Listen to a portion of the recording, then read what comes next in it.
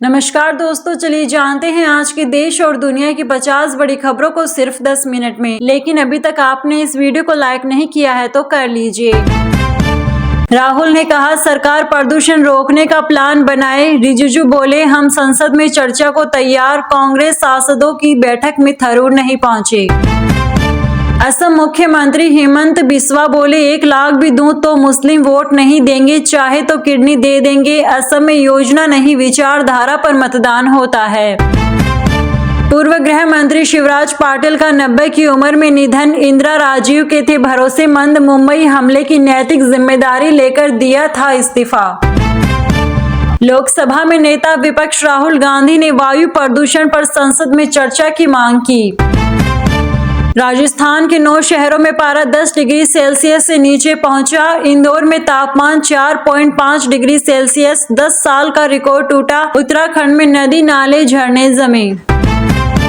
Indigo की 4 flight operation inspector suspend. सस्ती airline की शुरुआत करने वाले गोपीनाथ बोले ये संकट ओवर कॉन्फिडेंस का नतीजा। गोवा अग्निकांड मामले में क्लब मालिकों को भारत लाने की प्रक्रिया शुरू। फुकेट से बैंकॉक फिर दिल्ली आएंगे। एक पते पर लूथरा ब्रदर्स की 42 फर्जी कंपनियां। भारत में मोटापा घटाने वाली दवा ओजेम्पिक की हुई एंट्री। 2200 रुपए साप्ताहिक कीमत तय।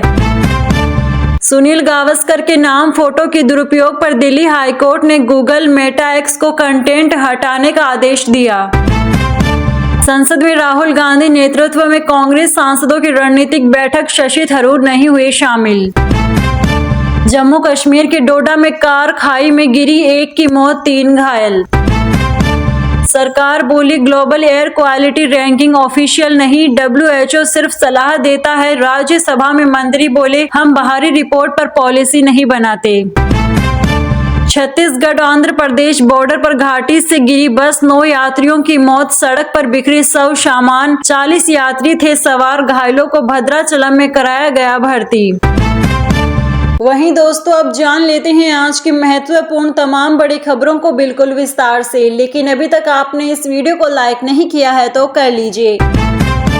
पीएम ऑफिस में मोदी राहुल की 1.5 घंटे मीटिंग चली। शाह भी मौजूद रहे। राहुल ने चीफ इंफॉर्मेशन कमिश्नर की नियुक्ति पर सवाल उठाए। असहमति पत्र सौंपा। जी हां दोस्तों, संसद के शीतकालीन सत्र में गहमा गहमी के बीच बुधवार को पीएम मोदी और विपक्ष के नेता राहुल गांधी ने नए चीफ इंफॉर्मेशन कमिश्नर और 8 इंफॉर्मेशन कमिश्नर्स की नियुक्ति को लेकर मीटिंग की। प्रधानमंत्री कार्यालय पीएमओ में यह मीटिंग करीब 1.5 घंटे चली। यह बैठक हुई, इसमें गृह मंत्री अमित शाह भी शामिल थे। सूत्रों के अनुसार राहुल ने कुछ हफ्ते पहले सरकार से आवेदकों और चुने गए उम्मीदवारों की जाति की जानकारी मांगी थी। सरकार ने बुधवार को नेता प्रतिपक्ष से इसकी जानकारी साझा की। विपक्ष के नेता राहुल गांधी ने लिस्ट असहमति जताते हुए कहा कि चयनित उम्मीदवारों में अनुसूचित जाति, जनजाति, ओबीसी, ईबीसी और अल्पसंख्यक समुदायों के नाम शामिल नहीं हैं। सूत्रों के मुताबिक आवेदकों की लिस्ट में सिर्फ 7% लोग पिछड़े समुदाय से थे। वहीं चयनित उम्मीदवारों में सिर्फ 1 नाम पिछड़े समुदाय से था। राहुल ने इस पर कड़ी आपत्ति जताई और सभी नियुक्तियों के मानदंडों पर सवाल उठाए। उन्होंने लिखित में अपना असहमति पत्र सौंपा और चयनित उम्मीदवारों से जुड़ी और जानकारी मांगी। केंद्रीय सूचना आयोग एक वैधानिक संस्था है। यह सूचना का अधिकार RTI अधिनियम के तहत नागरिकों को सरकारी जानकारी दिलाने में मदद करती है। आयोग में एक चीफ इंफॉर्मेशन कमिश्नर और अधिकतम 10 इंफॉर्मेशन कमिश्नर्स होते हैं। CIC और 10 इंफॉर्मेशन कमिश्नर्स की नियुक्ति 3 सदस्यीय समिति करता है। प्रधानमंत्री इसके अध्यक्ष होते हैं। समिति के 2 अन्य सदस्यों में नेता प्रतिपक्ष और प्रधानमंत्री की ओर से नामित एक केंद्रीय मंत्री भी शामिल होते हैं। समिति की सिफारिशों पर राष्ट्रपति अधिकारियों को नियुक्त करते हैं।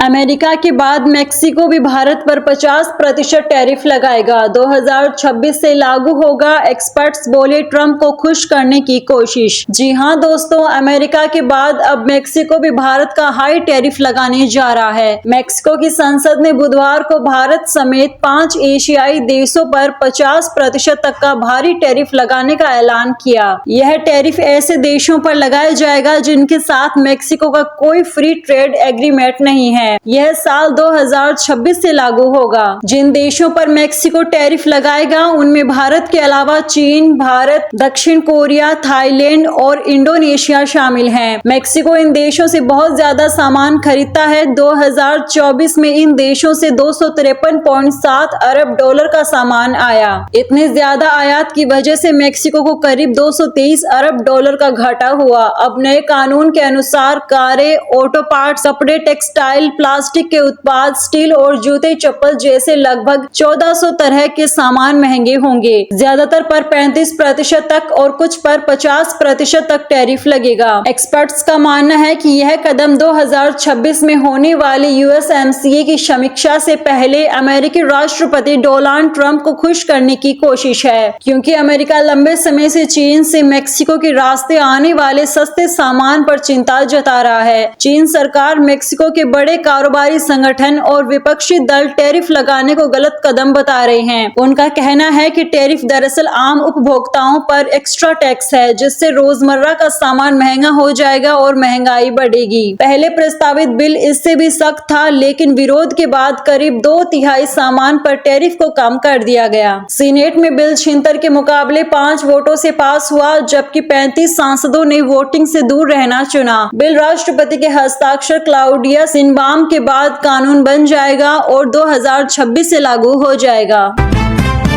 शाह ने लोकसभा में आपत्तिजनक शब्द बोला। रिजिजू बोले गलती से निकल गया। गृह मंत्री बोले चुनाव जीतने पर विपक्ष कौं करता है। लोकसभा में बुधवार को गृह मंत्री अमित शाह ने चुनाव सुधार और SIR पर संबोधित किया। इस दौरान उन्होंने विपक्ष को जमकर फटकार लगाई। भाषण के बीच बोलने वाले विपक्षी सांसद को नसीहत दी। संबोधन के दौरान शाह के मुंह से गुस्से में आपत्तिजनक शब्द भी निकला। उन्होंने ये भी कहा कि 2014 के बाद से भाजपा की जीत पर विपक्ष कौं करता है। विपक्ष जब हंगामा कर रहा था तब शाह गुस्से में आ गए। उन्होंने विपक्ष की ओर उंगली दिखाते हुए कहा, मेरे बोलने का क्रम मैं तय करूंगा। 30 साल से जनप्रतिनिधि हूं, आपकी मुंसिफगिरी संसद में नहीं चलेगी। शाह ने अपने भाषण के दौरान विपक्ष के चुनाव आयोग की कार्य प्रणाली पर लगातार उठाए जा रहे सवाल पर जवाब दिया। उन्होंने कहा, मैं भी बहुत सोचता हूँ, ये चुनाव आयोग कहता है कि कुछ नहीं हो रहा तो ये विपक्ष क्यों सवाल करता है। शाह ने असंसदीय शब्द का इस्तेमाल किया। विपक्ष ने इस पर हंगामा किया। संसदीय मंत्री रिजिजू ने कहा, गलती से यह निकला है, सदन के पटल से हटेगा।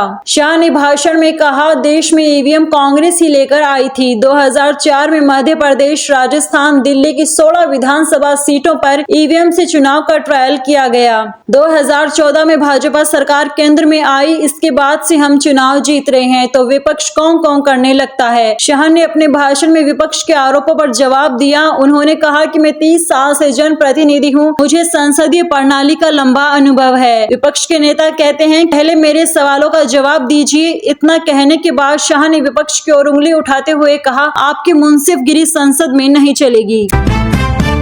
राहुल ने कहा, सरकार प्रदूषण रोकने का प्लान बनाए। रिजिजू बोले, हम संसद में चर्चा को तैयार। कांग्रेस सांसदों की बैठक में थरूर नहीं पहुंचे। जी हां दोस्तों, कांग्रेस सांसद और नेता प्रतिपक्ष राहुल गांधी ने शुक्रवार को लोकसभा में वायु प्रदूषण का मुद्दा उठाया। उन्होंने कहा, हमारे देश के ज्यादातर बड़े शहर जहरीली हवा की चपेट में हैं। लाखों बच्चे फेफड़ों की बीमारियों से ग्रसित हो रहे हैं। लोग कैंसर से पीड़ित हो रहे हैं। राहुल ने कहा, यह एक अहम मुद्दा है। मुझे पूरा यकीन है कि सरकार और हमारे बीच इस मामले पर एक सहमति होगी। इस सदन में मौजूद हर सदस्य इस बात से सहमत होगा कि प्रदूषण के कारण देश के लोगों को जो नुकसान हो रहा है उस पर हम सभी मिलकर काम करना चाहेंगे। इसके जवाब में संसदीय कार्य मंत्री किरेन रिजिजू ने कहा, सरकार ने पहले दिन से ही अपना रुख साफ कर दिया था कि हम सभी अहम मामलों पर चर्चा करने के लिए तैयार हैं। सरकार कांग्रेस और अन्य विपक्षी पार्टी के नेताओं से सुझाव लेने के लिए भी तैयार है। सदन की कार्यवाही शुरू होने से पहले राहुल ने शुक्रवार को संसद भवन के एनेक्स एक्सटेंशन बिल्डिंग में कांग्रेस सांसदों के साथ बैठक की।